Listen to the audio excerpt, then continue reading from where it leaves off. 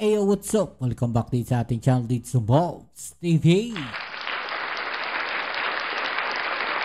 Alright, sa tayo nagbabalik muli mga kababayan. At eto, nako po, lagot, yari. Eto nga si Senator Bato de la Rosa at si Aguirre mga kababayan dahil pinangalanan na po sila no, dito po sa ICC charges mga kababayan.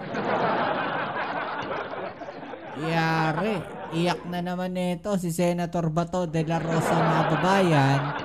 Pati mga DDS po, siguradong magwawala na naman nito. Okay, so bago natin yan umpisahan, please don't forget to subscribe, like, share, comment dyan sa comment section.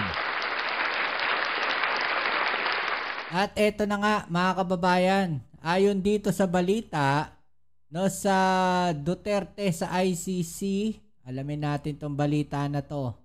Okay, so kasama daw po mga kababayan, eto nga si Senator Bato, ayan no, kasama ang pangalang Bato de la Rosa at Aguirre sa detalye ng kaso ni dating Pangulong Rodrigo Duterte sa ICC.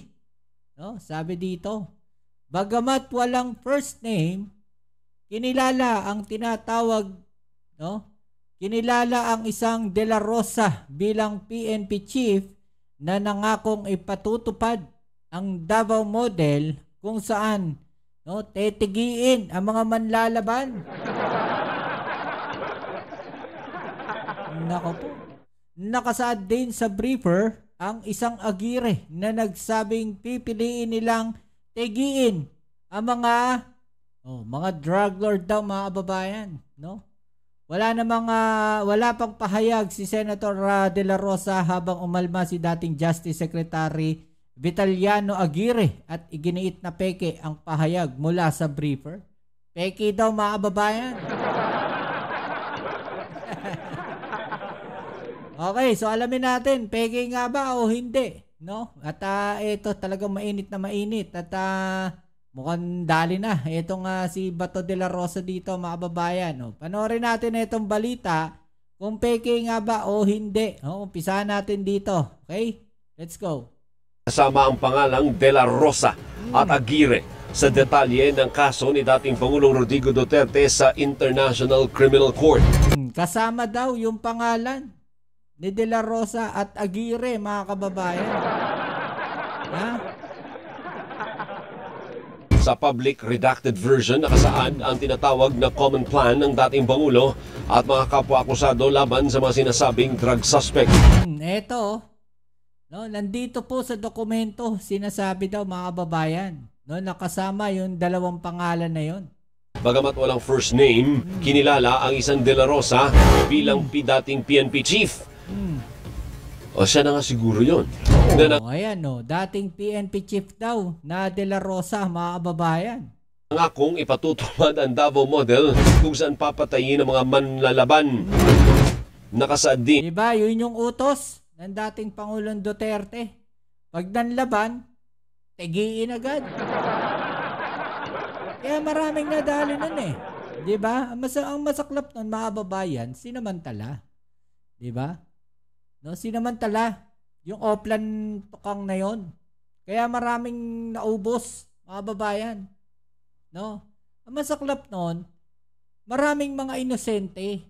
No? Yun nga yung mga nagrereklamo, mga babayan. Maraming inosente. No, ang di umano ay nadamay doon po sa ginawa nilang operasyon na yon.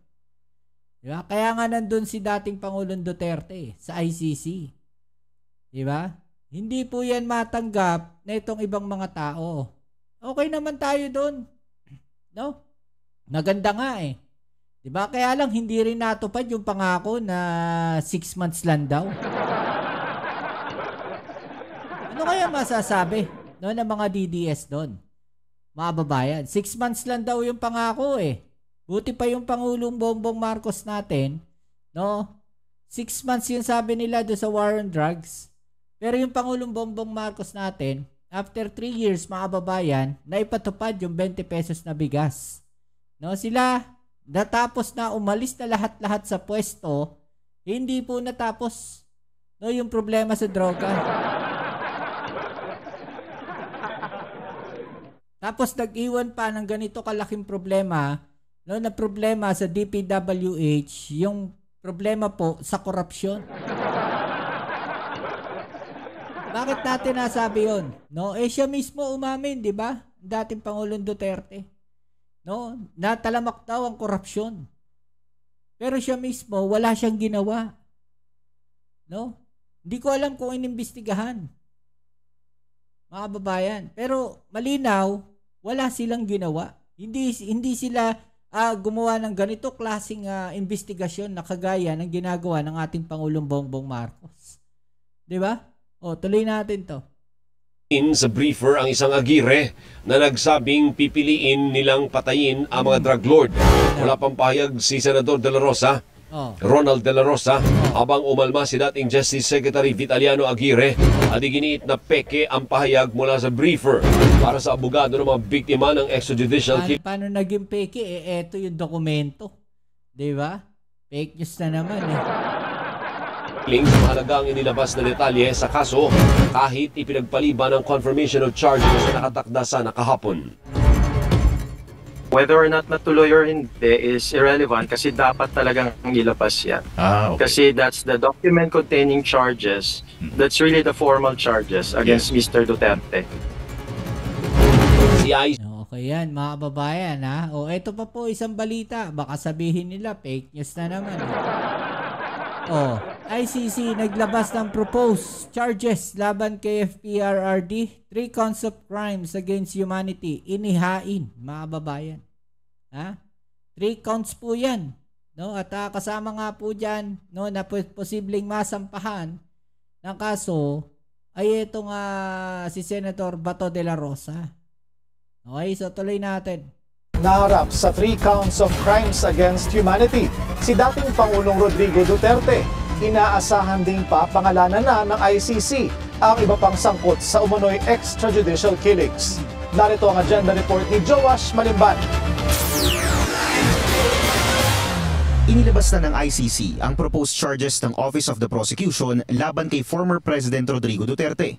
Ang kanilang isinasampang kaso, 3 counts of crimes against humanity in the acts of murder and attempted murder. Yung charges na ito, una, crimes against humanity in the acts of murder at may dinagdag na attempted murder. Ibig sabihin, hindi pa pasok o hindi pa kasama sa kaso ni Duterte sa ngayon ang pagkulong, ang pag-torture at saka yung sinasabing rape na inaplayan ng prosecutor dun sa warrant of arrest. Sa dokumentong inilabas ng ICC, cited ang 49 incidents mula 2013 noong nakaupo pa bilang Davao City Mayor si Duterte hanggang 2018 habang nakaupo siya bilang Pangulo.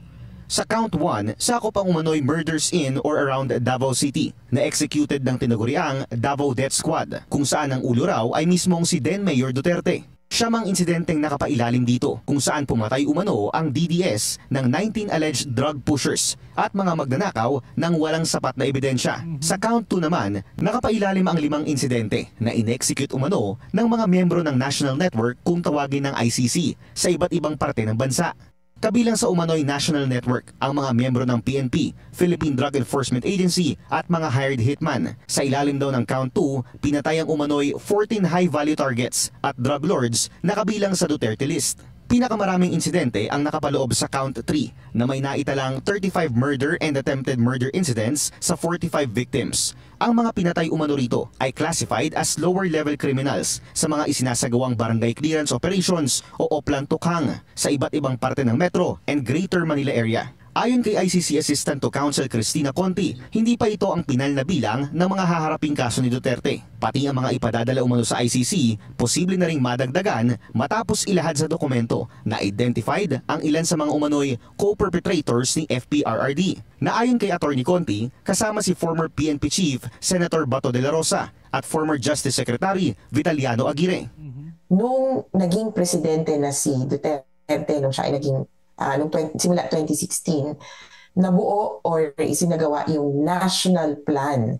At binabanggit nga dun sa pre-confirmation brief ang naging masusing role ni Bato de la Rosa.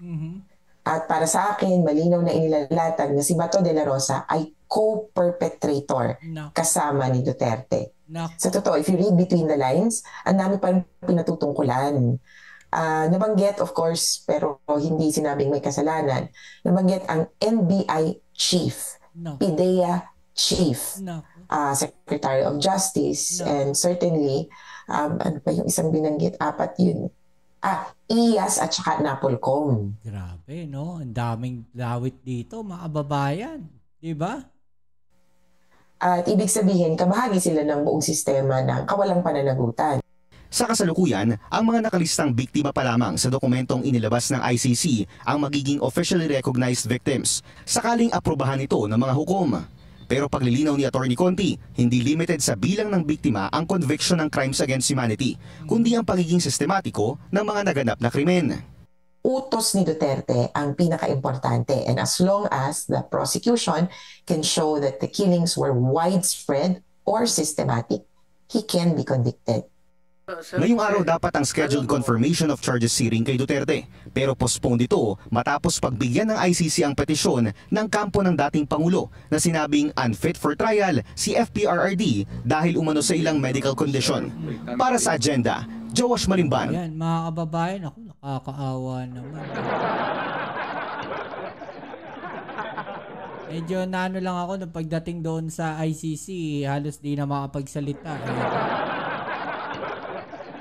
Nakakaawa talaga kung isipin natin na matanda na siya, mga kababayan, 'di ba? Kaya lang kasi paano naman no yung mga naging biktima? 'Di ba na yung iba nga karamihan yung ibang mga naging biktima nga doon ay sinasabing wala namang kinalaman doon. May mga bata nga na parang nadamay lang, 'di ba? Na hindi naman talaga sila yung prime na target, 'di ba? So ano masasabi po ninyo diyan? So, i-comment po sa ibaba ang inyong mga opinion at atin yung pag-usapan. Alright? So yan muli, maraming salamat sa lahat ng mga patuloy na kasuporta dito sa ating channel. Kita-kits po tayo sa ating next video upload. Ito muli ang inyong Kuya Mob Seats ng Bobs TV. Peace. I'm out.